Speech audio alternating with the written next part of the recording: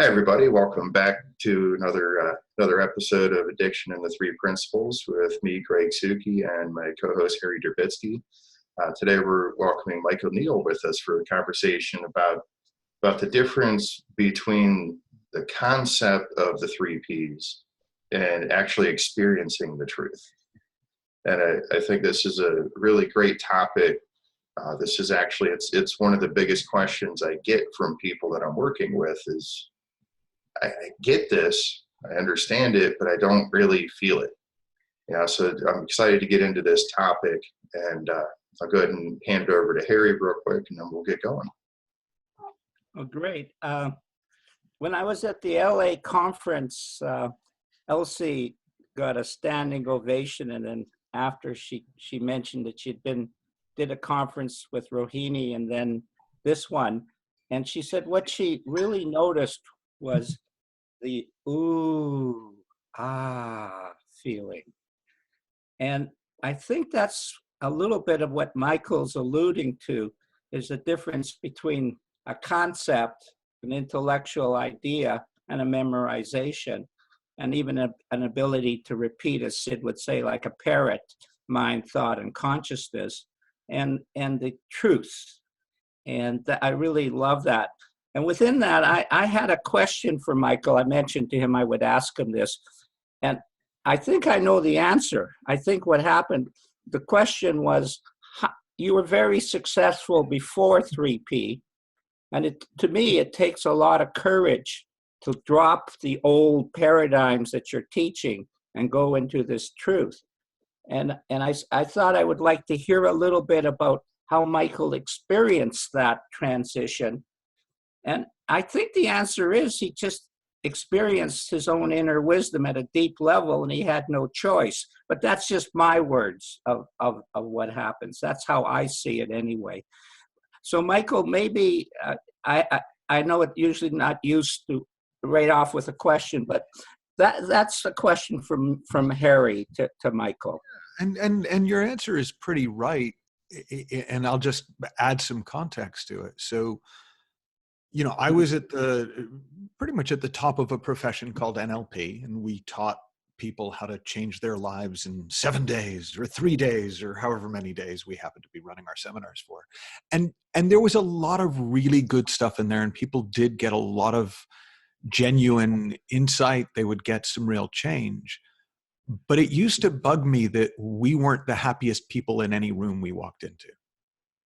Like, given what we were teaching, what we said it did for people, it was very apparent to me that we were just as neurotic and insecure as most of the people we were teaching. We just had found ways of dealing with it a little bit better. And so I got into the whole field of psychology and spiritual development and personal development because I was fucked up. I mean, it was always from that point of view of what will help me. And then I happen to be good at sharing it with people in a way that it also helps them. So when I had my first knock me off the shelf insight with the principles, hearing Sid say that every human being had innate mental health. They were sitting in the middle of mental health. They just didn't know it. And I saw that. I saw that was true of me. I saw I wasn't the depressed, suicidal kid I thought I was all grown up. I was born happy. And I just really, really, really overthought everything for most of my life. Well, that became the obvious thing to share, because my loyalty was only ever to what actually helped me and what actually helped people. So it was just a no-brainer. And I kind of found it bizarre at first when people said, "This is very brave of you," because it made no sense to keep teaching something when there was something that had impacted me more and seemed to impact other people more. That's a good answer. That's pretty much what I would expect, because I think that's true for just about everybody. And so when you experienced this first feeling, what changed in what you were doing? Well, I won't say everything, because I did try to keep doing some of what I'd been doing as I thought for a while they could run in parallel. I was about to go on a book tour promoting a book on how to use techniques to create better feelings. And that, to this day, has been the biggest disaster of a book my publisher ever put out, because I wasn't behind it from day one. But really, the biggest change over time was really seeing the health in people, was really seeing that I was not being faced with a bunch of broken people that I needed to find better and better ways of fixing, but that I was dealing with people who were fundamentally okay and just lost, just out of touch with it. And that's a completely different job description, helping people get back in touch with the beauty inside them, with the God inside them, with the life and the aliveness inside them, with the health inside them, is a completely different job description than fixing broken people. That's actually what happened to me, Michael, was when I worked with the indigenous people, I was hopeless in this area because I was trying to fix them. And I was very disappointed in what I was able to achieve. And unbeknownst to me, all of a sudden I changed. And when I then talked to the addicted people who are addicted, I found that it was a totally different game because of what you're describing. It's kind of simple and yet profound. Oh, I think it's so much more relaxing. Like I had a guy come to me very upset, a doctor, on one of my seminars, and he was upset with me, saying, he's saying, look, if somebody came to me, if a patient came to me with a broken leg, I would set the bone and put it in a cast before I talked to them about mind, thought, and consciousness. And I said to him, look, if I was a doctor, I would too, but I think you'll find a lot less people have broken legs than you think. Mm. And that's really the difference, is you just start to look around and look at yourself and go, oh yeah, I get really lost too. I get really scared too. I get really fucked up too. And yet there's this other deeper part of me. There's this other deeper part of people that just keeps finding its way to the surface somehow. And as the noise settles down, this comes up. As this comes up, the noise settles down.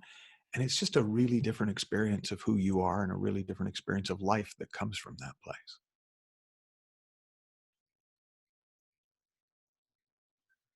So how does that apply to the world of addiction? Well, I mean, I'll use that, if it's okay, as a sort of a segue into the topic, because I think the thing that really is overlooked in a lot of treatment, whether it's addiction treatment or treatment for any kind of thing that's considered a disorder, is there's a sort of an almost adversarial relationship that's set up from the beginning. I, the expert, am going to fix you, the broken person. I, the wise one, am going to fix you, the one who got yourself into this mess in the first place. And so that relationship is sort of a bad setup for a conversation about the principles. It's a bad setup for a conversation about truth, because it immediately puts us on a different footing. It immediately says, what's coming out of my mouth is more important than what's coming up in you. And it's the exact opposite.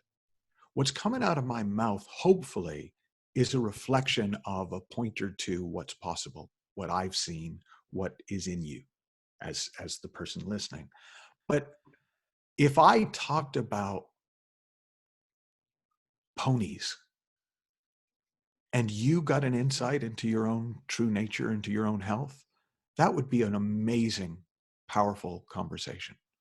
And if I talked about mind, consciousness, and thought and consciousness and mind, and the inside out and the outside in, and you were taking notes and trying to follow me, that would be a waste of both of our time. Because what changes us isn't understanding the concepts of the principles. it's, think of the principles like, I think of the principles like 3 doors into a cathedral. So I can enter the cathedral through the door of thought, of seeing the made up nature of experience, of seeing how everything I feel is made of everything I think. There's a consciousness door, which is the door we kind of will usually access through meditation if we meditate, where we get quiet and we start to become aware that we are more than our bodies, we are more than our thoughts, we are more than our feelings. There's the door marked mind, where we have this experience of this aliveness and energy and intelligence running through us, and fresh thought coming to mind, and beautiful feelings coming up in us. But if you don't walk through the door, all you've got is descriptions of a cathedral. You've got to step through the description, step beyond the concept into the space inside you where this is all happening. The space inside you before thought. And that's the biggest thing that I always say to people about listening is, people, there's all this stuff in the principles about listen like you would listen to music, listen like this. And I've always kind of thought the best idea is listen to be impacted. Don't listen to learn. Listen to be affected. Because this is a very affecting conversation. This is a very impactful conversation. And if you come into it wanting to be impacted, open to be impacted, it usually goes really well. And if you come into it intellectually to understand it, to figure out how you could use it to help someone else, which, by the way, is totally how I came to it, well, then you'll walk away with a lot of concepts. It's why I love having this dialogue in a group like this. And I hate trying to have it on Facebook. Because in Facebook, all you've got is the concepts. And so you get a lot of arguments and you get a lot of refinements. And yeah, but isn't it this? No, it's this. Well, it doesn't matter. It, honest to God, does not matter. If you touch that space inside yourself, if you are touched by the love that we're made of, the life that we're made of, this ineffable, that's not even a word, but this thing that we are, this beauty that we are, that's all you need. And then the concepts, the reason I don't throw out the concepts, the reason to me the concepts are helpful is they stop superstition. Right? Because if we just spontaneously feel better, we'll make something up about why. So if we ever feel bad again, we can grab onto it. That's what alcohol is for people. That's what drugs are for people. Oh, this made my pain go away. Okay, I know it's bad and has a lot of side effects, but hey, at least it makes my pain go away. Well, what the concepts of the principles do, what the understanding of the principles do, is they give an explanation for why we can feel so much better, why our problems can suddenly not seem overwhelming. That we don't have to make up outside explanations as the reason that we feel better, the reason that we're doing better. We start to see, oh, this really is us. This really is what we're made of. And once you've seen that, it's a done deal. I'm not saying you immediately stop having problems. I think we all know it doesn't work like that. But it starts getting better. And I mean, I'm 11 years into the conversation, and at least for me, I can tell you it keeps getting better. So there's my starter for 10, Harry. Happy to do the rest of this as a dialogue. Yeah. Maybe someone could ask a question of Michael that is on their mind. That would be really cool to start the group discussion. You can either unmute yourself, or in the participants tab, there's a raise hand feature that we can get you on. one of the feelings I noticed, Michael, that you were talking about, that you seem to have a sense of, is this oneness of this universality that we're experiencing. Sid always talked a tremendous amount about oneness. And it seems that your insight has included that as part of the way you're going. And when I look at the principles, I don't actually look at it quite like you see it. I just sort of intuitively flow this way or that way, because I have a sense that I'm misguided, or that it's just easy to go in a certain direction. And of course, there are times when I'm caught up in my intellect, but I'm just primarily using it as a navigation tool to keep away from the rocks and the alligators, or as Greg says, the poop, with his bear story, and so on. Yeah. Well, I think, you asked me a question when we were talking beforehand about humility.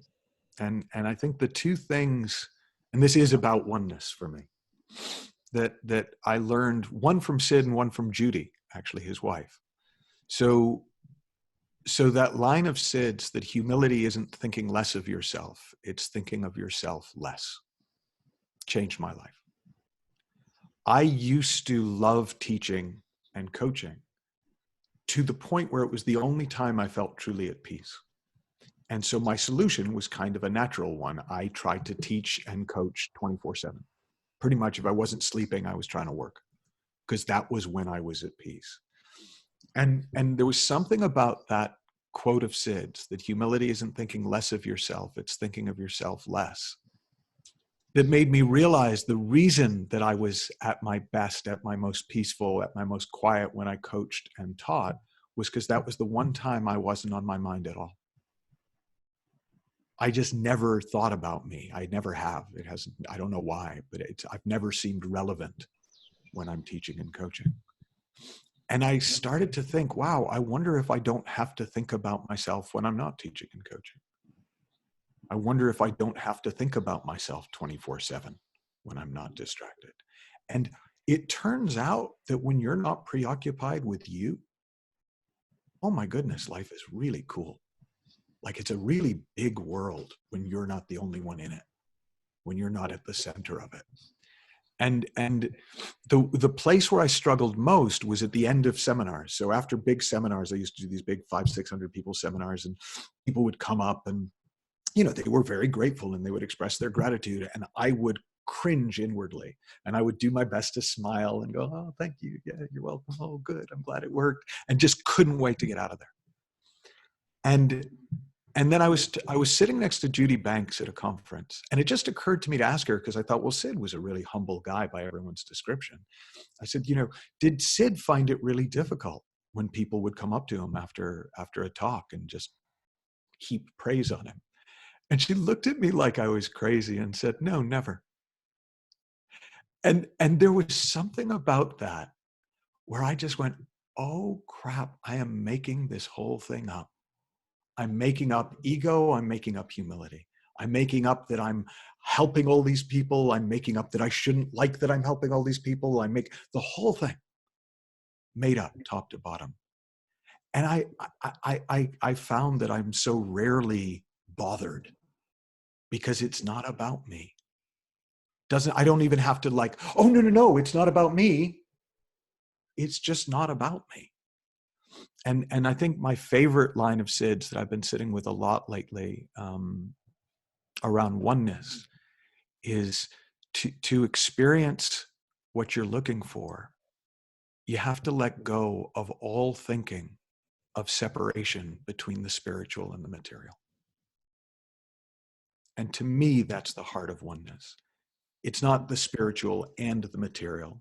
It's not, well, there's all this lovely stuff, but then I've got my life. It's all one energy in form and formless.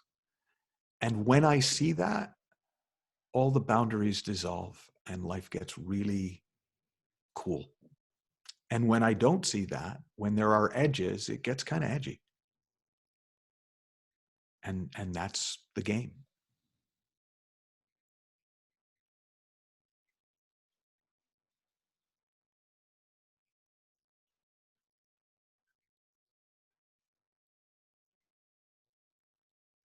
Hi, Michael. Hi. I'm Martin. Hi, Martin. Nice to meet you. And you.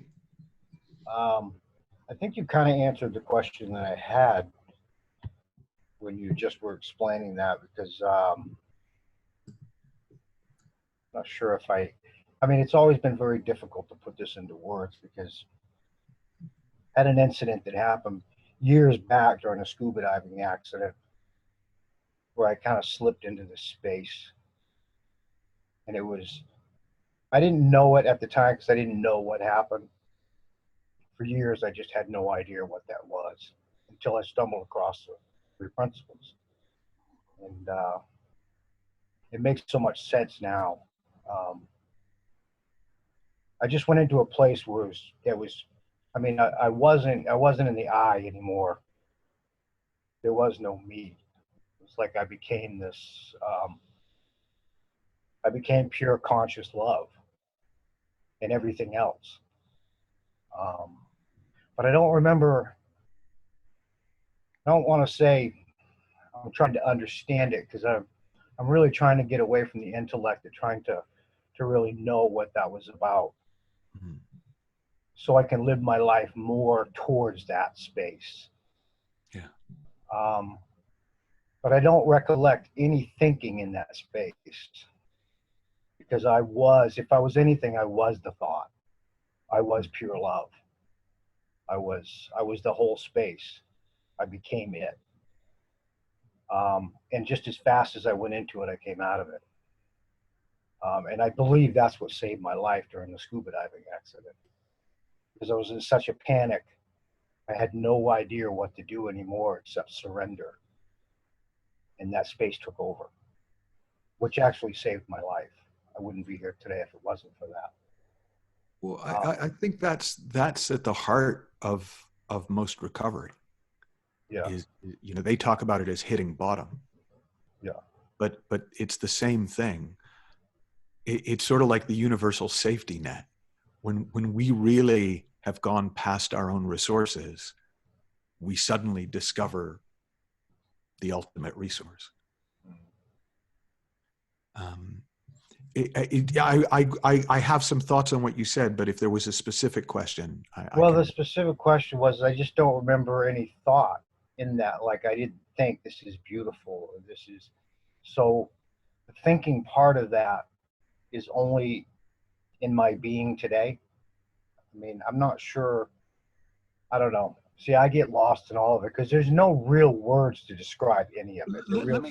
Let me see if I can speak to it, Martin, because I when you were talking, a couple of things came to mind, and the first one was, I had a moment after I had my first insight into the principles, where I realized the reason that I got into NLP 17 years before I got into the principles was because I was always struggling and always looking for a way out.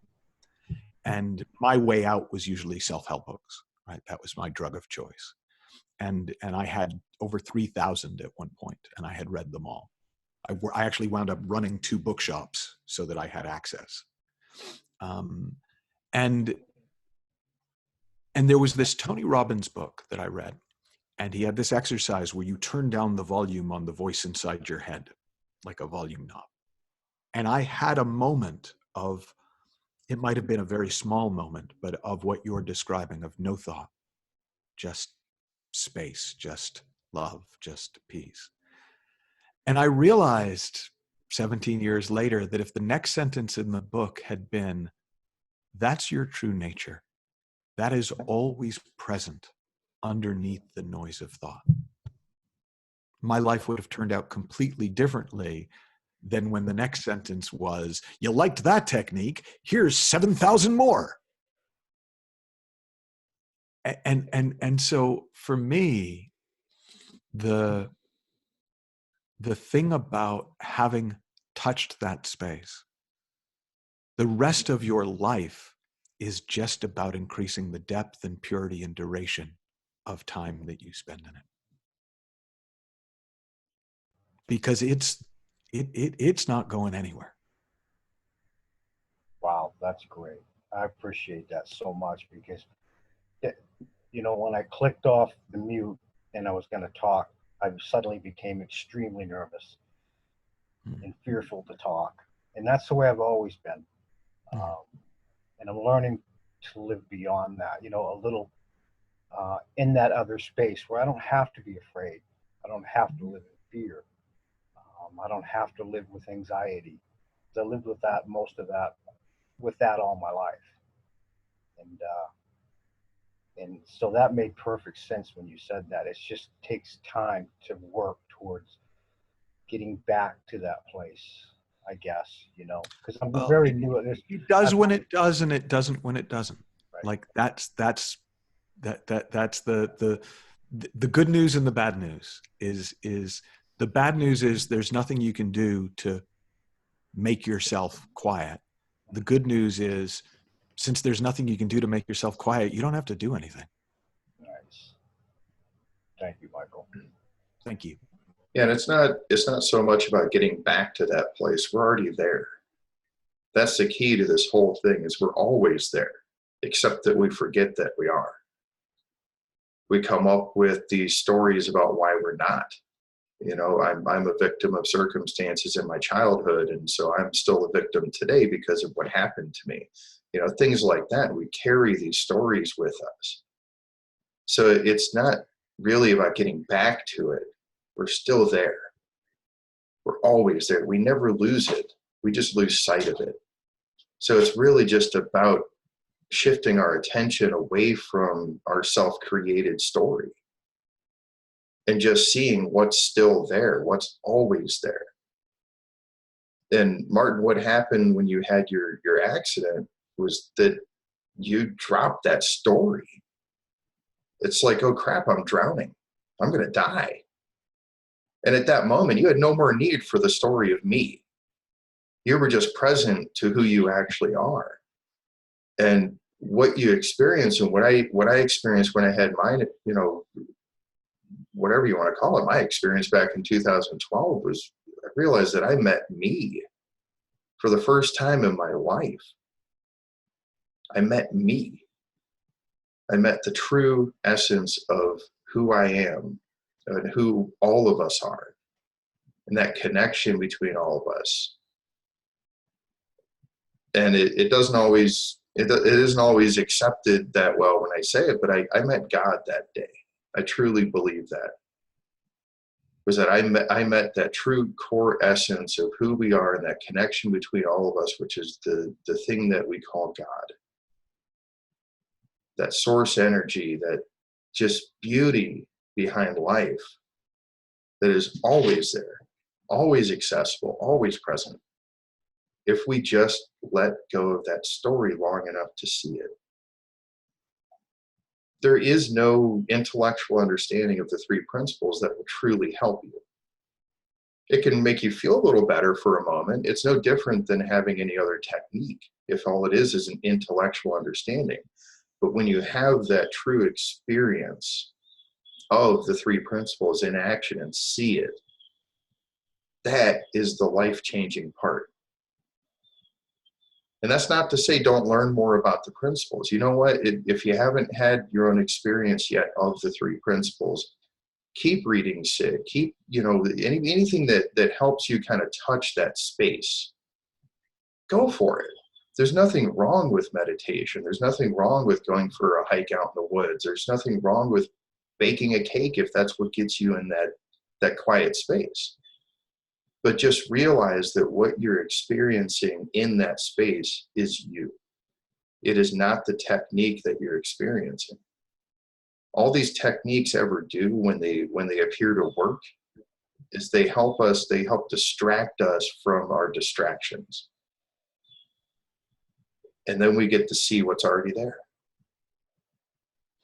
I wrote a blog post this morning called Always Already Home. And it's really at the heart of what it's a Ramana Maharshi line, but I woke up at about 5 o'clock this morning from a dream where I'd been, I was in some kind of a guerrilla terrorist group like you are. And we were running away from the police, and we got lost. And my buddy in the dream turned to me and said, "I think I know the way home." And all of a sudden I realized I was asleep and that I was dreaming. And I said to him, "Oh, it's okay. I'm asleep. And I don't know where home is in the dream, but I totally know that when I wake up, I'm going to be in my bed, in my home. I'm always home. I'm always already home." And it was, it was that same kind of just realization, like you can't stop the dream, right? We're going to dream dreams. We're going to tell stories. But behind all that, before all that, underneath all that is exactly what Greg's describing. We're always there. We're always who we are. And I'm with you. We're always God. I don't have a better way of talking about it either. Yeah. Like once you feel it, truly actually experience it, you just know. There's a knowing to it, but it's a knowing without knowledge, if that makes any sense. There's no intellect to it. It's a knowing you can only get through experience. Sorry to jump in, Greg, but the one thing that I also just want to say, because I see this a lot, is it isn't, like as it happens, I had an experience, Sid had an experience, Greg had an experience, Harry had an experience. It isn't always an experience. For a lot of people I talk with, they just have moments and then more moments and then more moments. And eventually they start to connect the dots and see, oh, this isn't random. I keep touching this space. I keep being touched by this. And that's every bit as good, every bit as powerful, every bit as life-changing as the sort of one holy fucking mother of God moment. No, that is the experience. Yeah. It can be for a single second, or it could be for 10, 20 minutes. I don't know. Anybody I've talked to, it's never really been a long time. It's not like, I had this great big experience and it lasted for months. It's always this really short but sweet experience.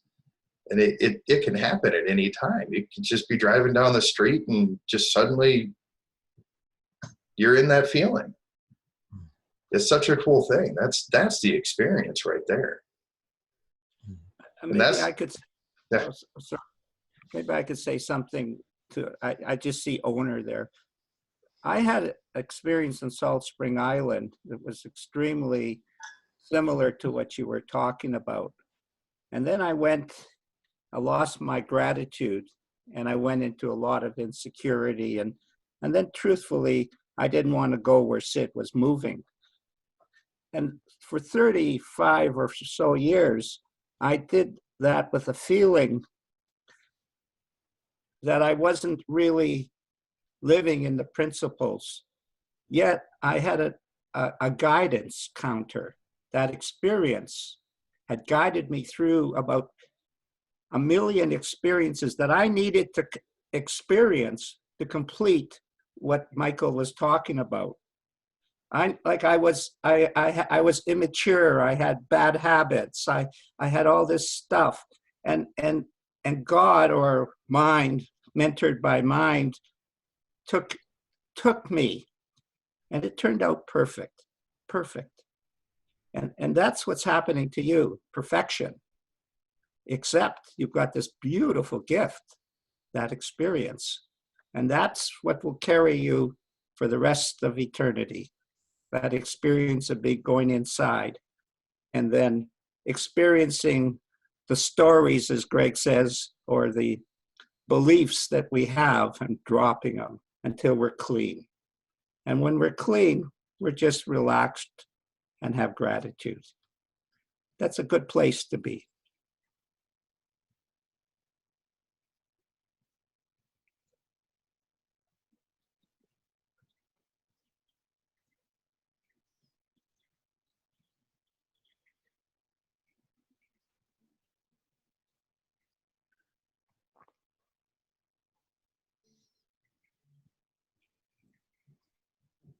There's something for me in what you guys are saying, and particularly actually, Greg, what you were just saying about the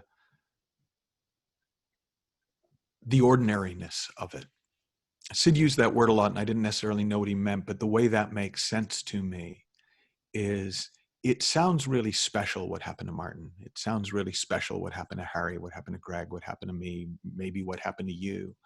And it is in a way, but like it was my daughter's high school prom yesterday.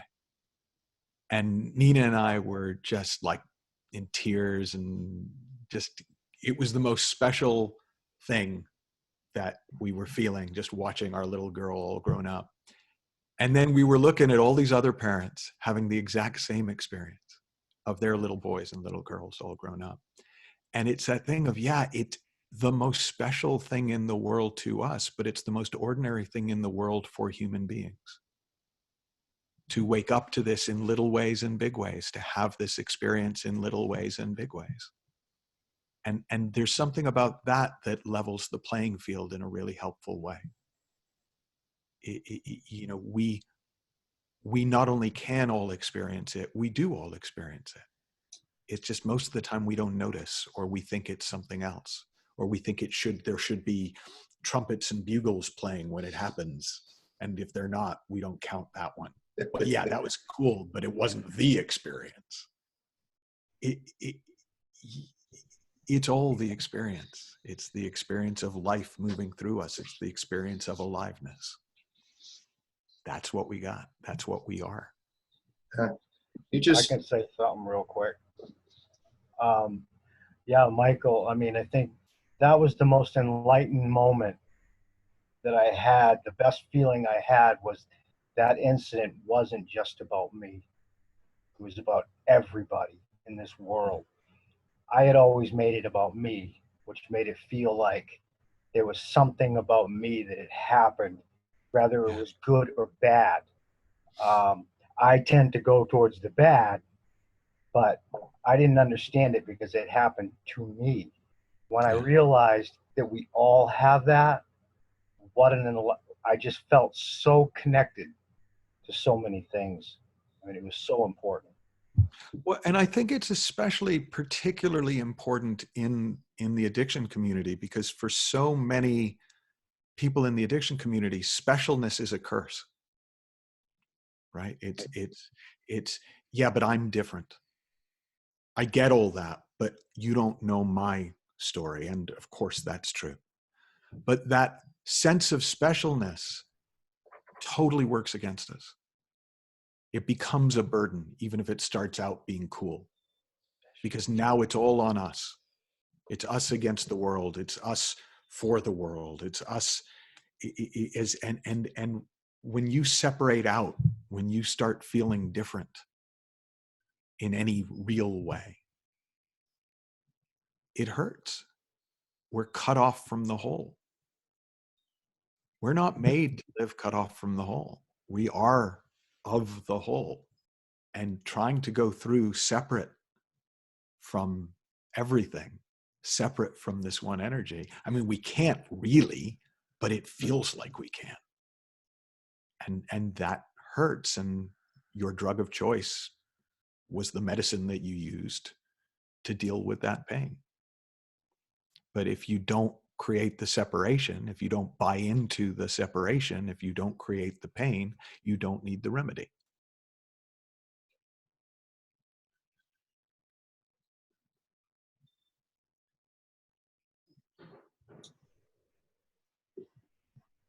This just came up for me as we were talking about this. I talked about it before a while ago, but it kind of hit me in a different way today. If you picture, let's say we're all out in a big open field, okay, and we've got this movie projector, and it's showing this, this movie of life in front of us, but there's no screen, so you don't actually see anything. There's just, there's light out there. There's something happening, and each of us has this piece of paper that's kind of like our soul or our vision of life or whatever. And we go stand in front of the projector and we hold up this little card. Maybe it's like a Post-it note, or maybe it's a gum wrapper, or some people seem to have this big billboard. And we're all looking at what we see on our little movie screen and going, this is it. This is life. This is real. This is true. See, it's right here. And the guy standing 2 feet away from us is holding up the same size screen and going, no, look, no, over here, look, this is life. This is real. And then both of those guys look over and they see the guy with the billboard and they go, oh, crap. Like, that guy's got more than I do.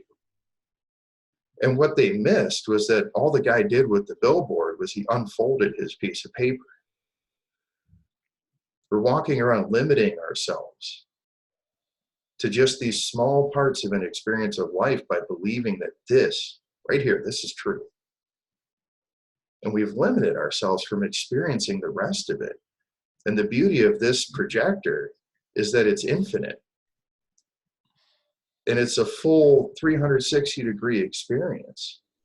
And no matter where we hold our card, no matter what size that piece of paper is, it's all part of the one truth. It's just, we're usually only capable of seeing a small part of it at any given time.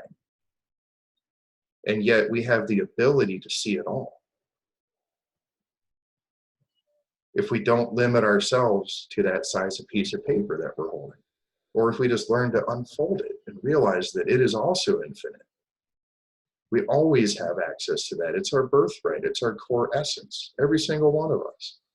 And no matter how small your piece of paper is right now, it's still the most beautiful thing in the world.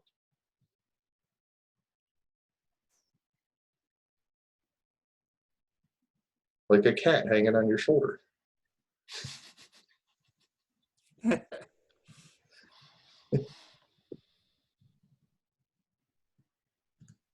Do we have another question for Michael? It would be kind of cool.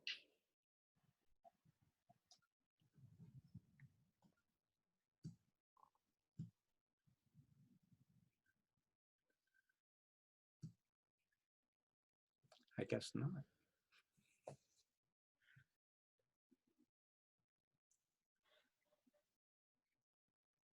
I mean, as you know, I can fill time. Why don't you fill a little bit of time? Just So I let's, know there's somebody out there with their mouse hovering over that mute button going, I don't know, should I do it? Do it. You'll be happy you did.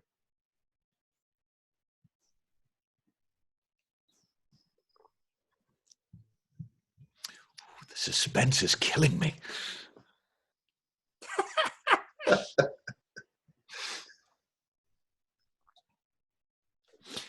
You know, I think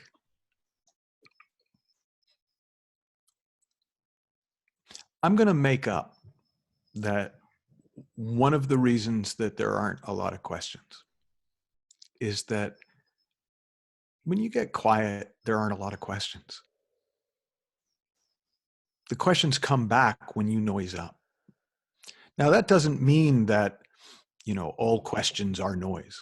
I mean, sometimes a question's just a question. It's just something that you're curious about. It's something that you've noticed. It's something you don't understand. You'd like to have a deeper understanding of. But a lot of the questions we walk around in most of the time are just one of the forms, the noise in head, which is the universal illness from my point of view, too much noise in head. It's just one of the forms noise in head takes.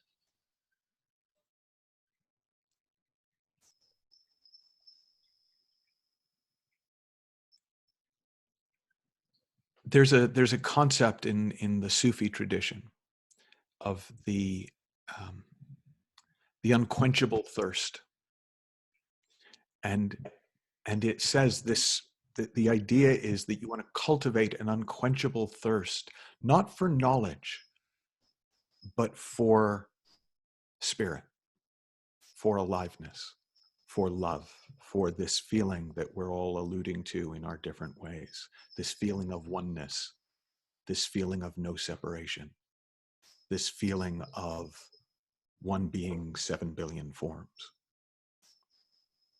And when you drink from that hose, when you're filled up from that well, it doesn't mean that you don't want more of it. It just means that there's an overflow. And more people, in my experience, are impacted by our overflow than by our teaching, than by our sharing, than by our conceptual brilliance. When we are overflowing with aliveness and love and spirit, people are moved by that. It spills out onto them. It awakens it inside them. They start to fill up. Like I love the image from those old movies of a champagne fountain where you pour the champagne in the top glass and it fills the glasses below and the glasses below and the glasses below. Is that a terrible analogy on an addiction and recovery seminar? I don't know. I'm going with it.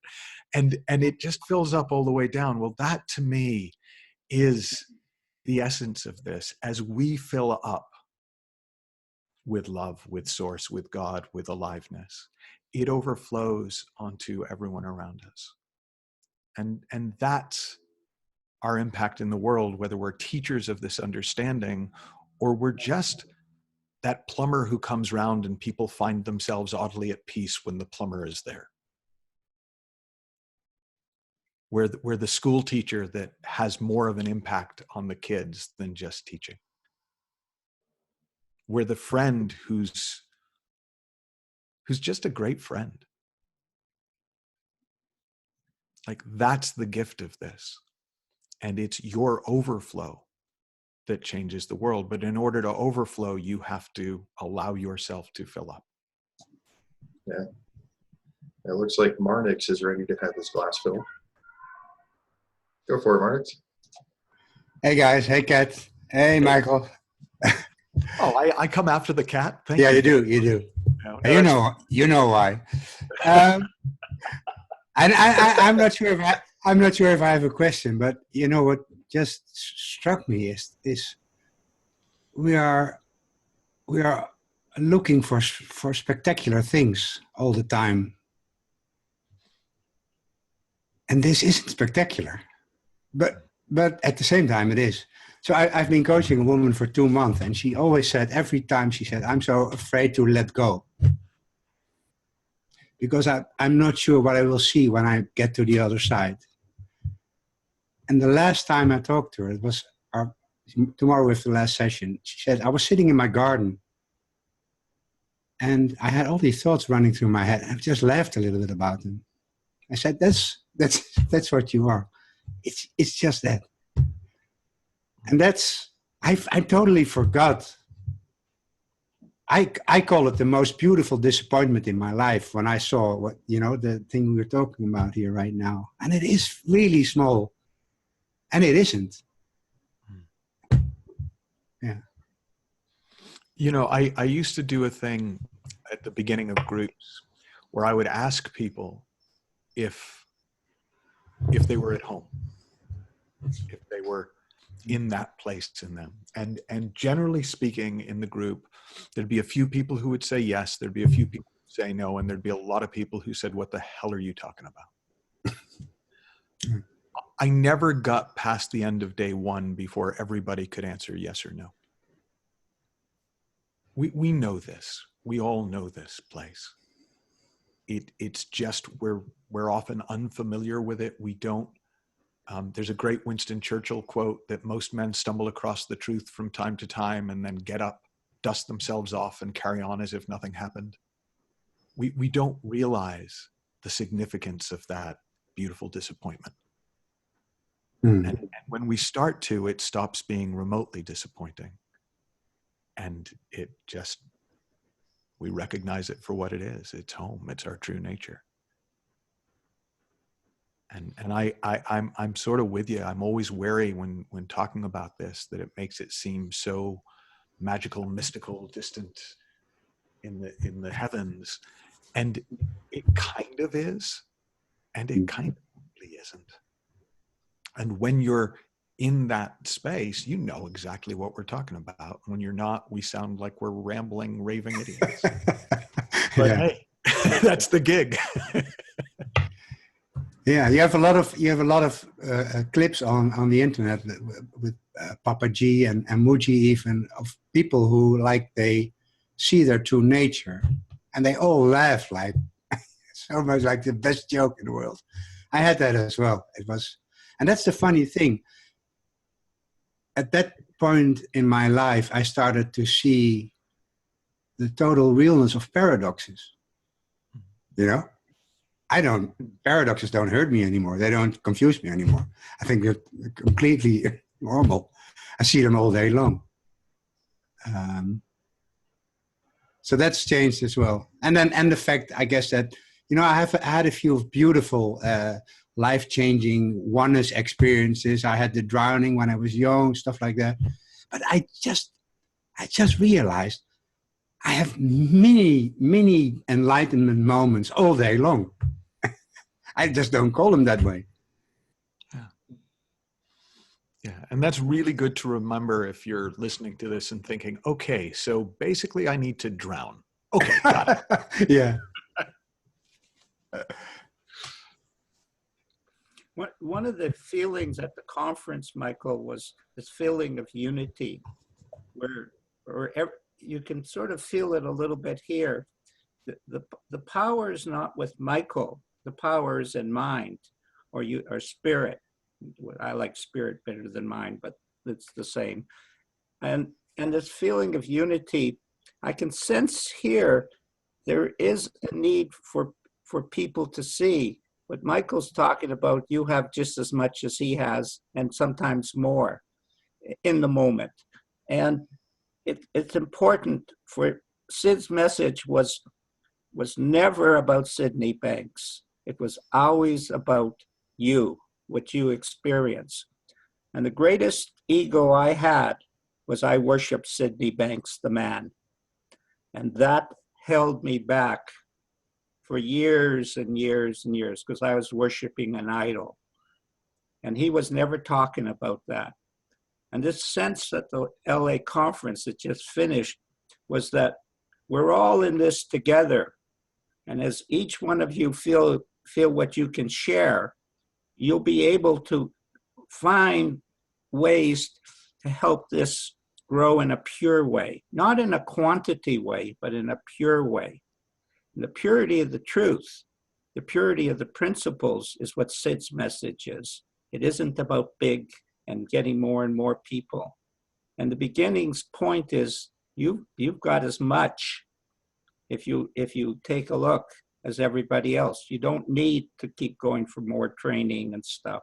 It's good to have guides. It's good to have different things. But in the end, you're just walking on your own soil. It's your feet moving, and wherever you go, you end up learning to trust your own feelings. And once you do that, it's easy. It's really, really easy. But of course, it's funny. The simplest thing in life seems so difficult, and yet it is so simple. You know, so we're here together. This program is about us being one. And when that feeling comes in, when Michael heads towards that feeling, I get a sense that he understands that's us. That's not just Michael talking, it's us. You know, the bad jokes complement it, but that's just a bad joke. Well, thank you, Harry. I don't think anyone's ever said something so nice about me. Yeah. But I just wanted that feeling of unity is important in the three principles now. There's a growth. It's a transformation starting to happen. I felt it at the conference, and it made a difference to me. We're not individuals. We're all part of a family of truth, the only perfect product that's out there in life. And luckily for us, we had an enlightened being to point us in the right direction. But he never said it was him, said it's in you. And that's a beautiful message. That's the only message addiction people have to hear. It's in you. And that's what, you know, when I loved Greg's experience, I heard I experienced and I was free. That's unbelievable. all this belief about stuff. I don't know what the world's gotten into, but that's why I'm pleased, Michael, for what you share, because you came from that world of beliefs and techniques, and you were great at it. I'm sure you were great at it and successful. But truth has a way of eliminating the bullshit, to use a word you like to use. Yeah. We actually have a hand up here. Shannon, go ahead. You're, oops, I guess I muted you. There you go. I unmuted me and you muted me. Thank you. Thank you for Harry and Greg for doing this. And I really don't have a question, which I thought I would, but I just wanted to say thank you to you, Michael, because I've never had the opportunity to actually make a live call. I watched a lot of your recordings, and I got into the 3 Ps because I started watching your videos. I kind of came from the Prosperous Coach community, and there was a point in time when late 2015, early 2016, I started to, watch your videos because I was referred to the first Super Coach book that you wrote, which I loved, by the way. And I had a small surgery on my back, and the doctor was like, it's not such a big deal, but you're going to have to lay around the couch for about 3 weeks or so. So don't do much. And so I was like, all right, great. TED Talks and YouTube and books and documentaries, right? And I ran into your videos and I didn't understand anything you were saying, but I watched all of them over and over again. I don't know why, but I kept going back to it. And that was how I got into the 3 Ps. So really, thank you very much for putting out the work that you do in the volume that you do. I'm really grateful for that, because I have a lot of, the people that I work with, I have a lot of material to send them, and they relate to that a lot. And it's been a few years now that I'm in the 3 P world, which, I went through this confusion and I'm going into the other direction now. And I've started to work with people that are in addiction. I've started to work with people that are in gang-related world, and going into schools and speaking with youth and working with them too. My background is being in a gang-related world for 10 years of my life and my younger years. So, all of that reflects back to a lot of the material you put out there gives me the opportunity to send it to people. And when I don't have the answers, I can point them to your stuff, which they seem to love and keeps them in the game still. And most of all, like I said earlier, you're the reason that I got into this in my mind. So thank you very much. Just wanted to say that to you. You're very welcome. I got a lovely email this morning, first thing, from someone who came across one of the TED Talks and started watching videos, and a very similar thing. I think it's funny when people say, I have no idea why I keep watching this. It makes no sense to me. But I think it's because at some level we sense truth. We just, there's something in us that goes, huh? Like a dog hearing a noise in the distance, and it calls to us. And for me, as it happens, I write, I teach, that's what I do. I would do that if I'd never come across the principles. I was doing that long before. So it's not that I think everyone who's touched by this has to do that. But for me, there is something kind of wonderful that the feeling of this, whether you ever put it into words or not, it's not bound by doors and windows, right? Your feeling is impacting the world. Like, I think in some ways, maybe Sid's biggest contribution we will never really see, because it lifted the consciousness of everyone. Even people who've never heard of Sid Banks, even people who actively think he's wrong, right? It's your feeling is part of the consciousness of the planet. It's part of this energy. And as it goes up in consciousness, as we fill up, it lifts all of us. And so we literally, our presence, our seeing makes it easier for the next person to see. Your very seeing what you've seen is already impacting the people you want to impact, even if they haven't met you yet. And I can't really, like if anyone started really questioning me about that and drilling down, that would fall apart. Because conceptually, I don't quite know what I'm talking about. And yet I can sense it. I can sense that there is something about all of us on this webinar seeing what we see, feeling what we feel, experiencing what we experience. That is already the solution unfolding. That is already the awakening happening. And for me, that's just such a gorgeous thing to get to be a part of in whatever form. So very nice to meet you. Thank you. Thank you, Michael.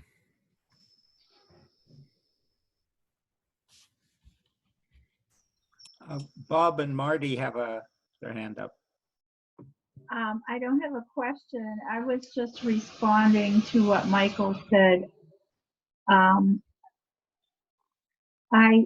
I think it has to do with the oneness. Like the cells of a body. If one cell is diseased, it can affect or infect all those around it. And I think the healthy cells, the brain of a cell is its membrane, and its cues come from out, its environment. So if the cells influence each other and influence the environment, then we're like the cells in the mind. And that's the way I see it. What you said, it has to do with the unity, the oneness. If I'm well, I'm part of that whole being, and that wellness informs other people's wellness or brings it, like tuning forks. If they're tuned to the same frequency, you bring one tuning fork next to the other, and the one that was struck will make the one that wasn't struck vibrate. So it has to do with that oneness and the frequency or the state of well-being affecting everything around it. Can I steal your metaphor and expand on it? Because to me, it sums up Sure. everything that we're talking about. Yeah. Imagine two tuning forks. Okay. Mm-hmm. One of them is going around talking to and lecturing all the other tuning forks on the right sound that it should make, and what being in tune really is, and what not being in tune is really is, and this is the right vibration, and those are the wrong vibrations, and it travels all around the world and speaks brilliantly to that, and people go, oh yeah, right, we should do that. But if the other tuning fork is struck, is impacted, it starts to resonate. And that resonance affects all the other tuning forks without anything else being said. That's the difference between experiencing truth, being struck, and the concepts of the three principles and discussing them.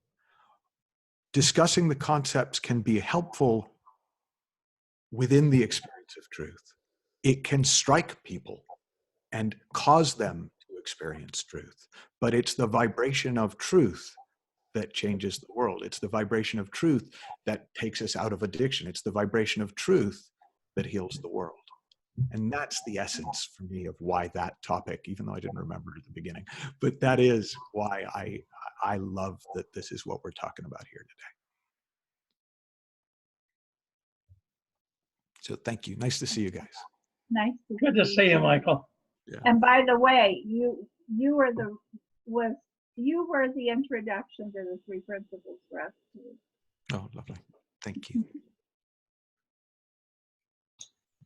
Well, thank you, Michael. That was very beautiful and a lot of fun. Yeah. Thank you for having me, guys. Oh, yeah. That was our pleasure. Yes. Yeah, thanks for joining us. This was a great conversation. Thanks everybody for showing up and participating and just bringing the feeling with you.